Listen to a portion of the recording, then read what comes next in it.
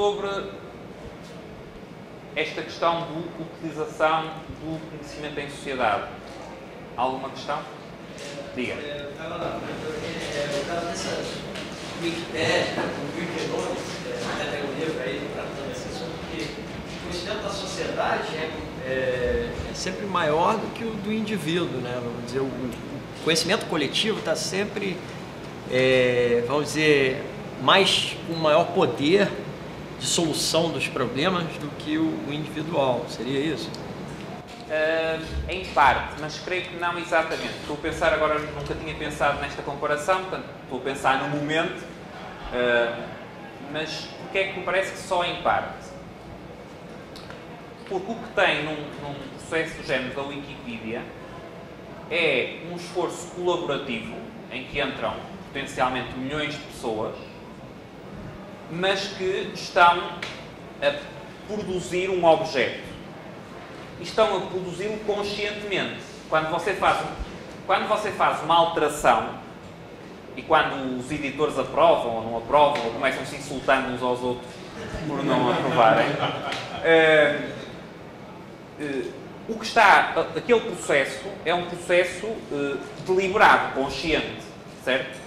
Portanto, eu creio que a Wikipédia serve para demonstrar o potencial do conhecimento descentralizado, mas já não serve para demonstrar algo que é tão ou mais importante, que é o potencial do conhecimento tácito e, em alguns casos, conhecimento não consciente.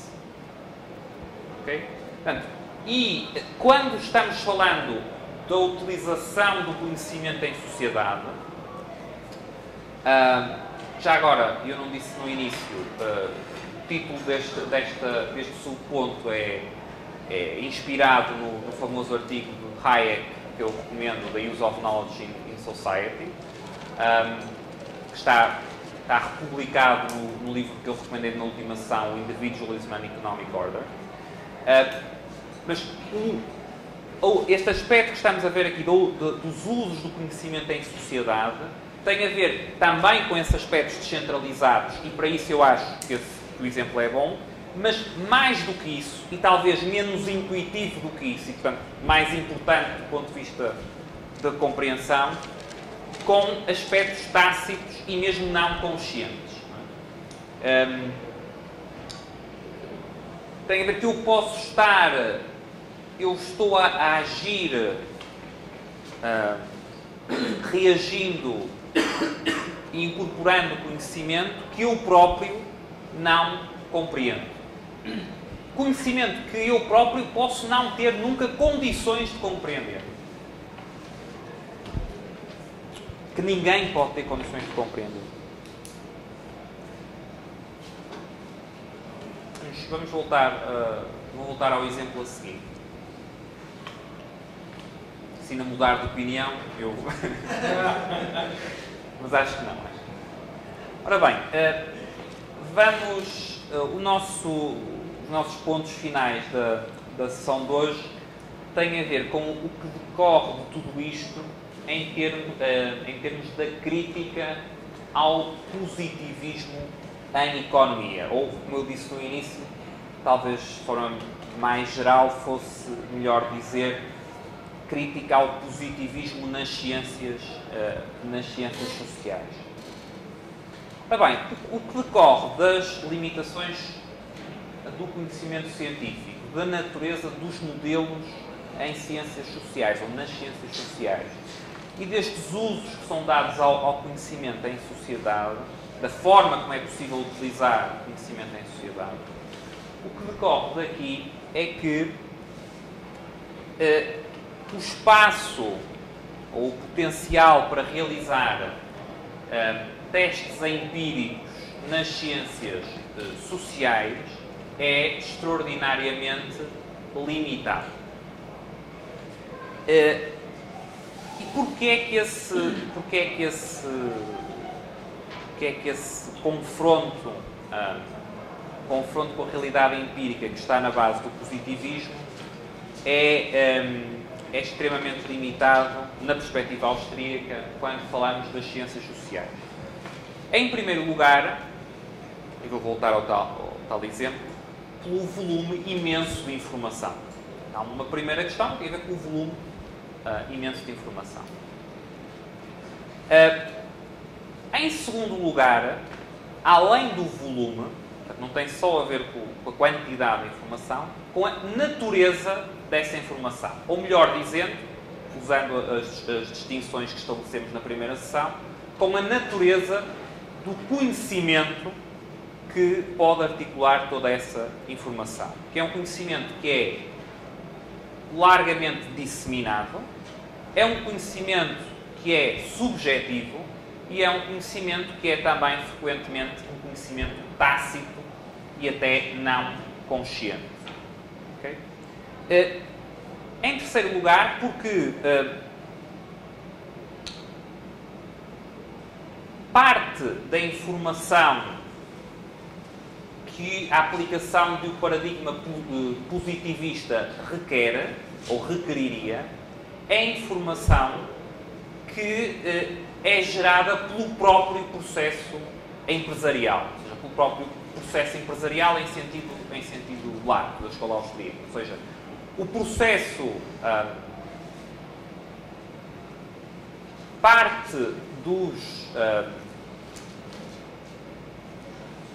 parte da informação requerida para qualquer teste empírico que fosse relevante em ciências sociais é informação que só existe pela operação real do processo empresarial. Isto tem a ver com... É uma aplicação da mesma razão pela qual eu não consigo prever eventos singulares. Certo?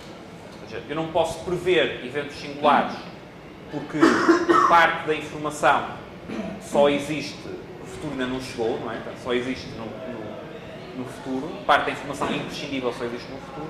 Pela mesma razão, qualquer teste empírico em ciências sociais não pode ser isolado de questões que são geradas pelo próprio processo.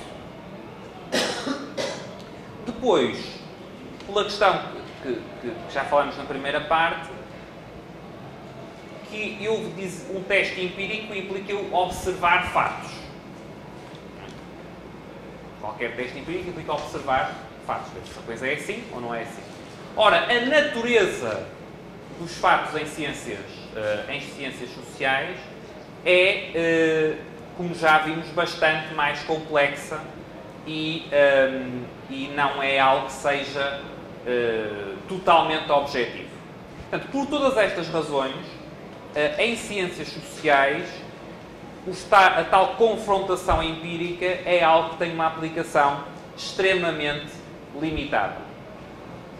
Ou melhor, na prática é muito feito, mas é feito ilegitimamente. Não é? A aplicação, o contributo real que pode vir daí é um contributo extremamente limitado.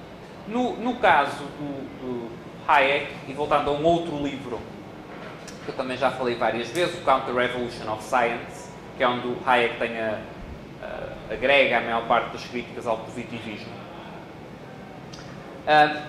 O Hayek, em termos das críticas ao positivismo, centra muito a sua crítica primeiro na figura do Comte e depois numa série de figuras associadas à École Polytechnique. O livro os capítulos finais do livro são interessantes para quem quiser ter uma ideia da perspectiva histórica que ele tem sobre como é que este paradigma positivista se estendeu e se tornou popular nas ciências sociais. Há bastante discussão sobre o talvez excessivo destaque que Hayek atribui àqueles atores concretos. Mas um ponto que é independente, portanto, e sem discutir essa parte mais histórica e só ficando como indicação para quem tenha curiosidade de ler a narrativa, não é? Mas há um ponto nessa narrativa que é importante em termos de como é que o positivismo se implantou nas ciências sociais. E aí, de facto, o que se vê progressivamente, e o Hayek mostra bem isso, é que nas várias áreas, em termos de ciências sociais, isso está em parte associado até a pelo menos uma das correntes das quais nasce a sociologia, a própria disciplina da sociologia, está associada à ideia de que o avanço das ciências corresponde, ou que dizer que a ciência avança é mais ou menos o mesmo que dizer que a ciência está cada vez mais próxima do confronto com realidades ou com testes empíricos. Portanto, ou seja, da mesma forma que a certa altura se olhou para o avanço das ciências naturais, falei nisso também em sessões anteriores, como uma autonomização, primeiro face à teologia, depois face à metafísica, os positivistas fizeram, por analogia, o mesmo tratamento em relação às ciências sociais. Ou seja, o avanço das ciências sociais há de ser, à semelhança do que aconteceu com o das ciências naturais, nós passarmos a tratar de dados objetivos.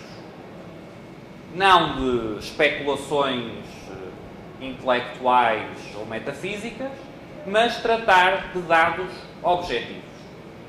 Certo? Qual é que é o problema aqui? Quer dizer, por esta altura, ao fim destas 3 sessões, espero que isto já pareça mais ou menos uma decorrência lógica do que vimos até aqui. O problema desta associação entre avanço da ciência nas ciências sociais e o eu olhar para os dados objetivos é que o positivismo, ou o paradigma positivista, ignora a natureza e as limitações do conhecimento científico.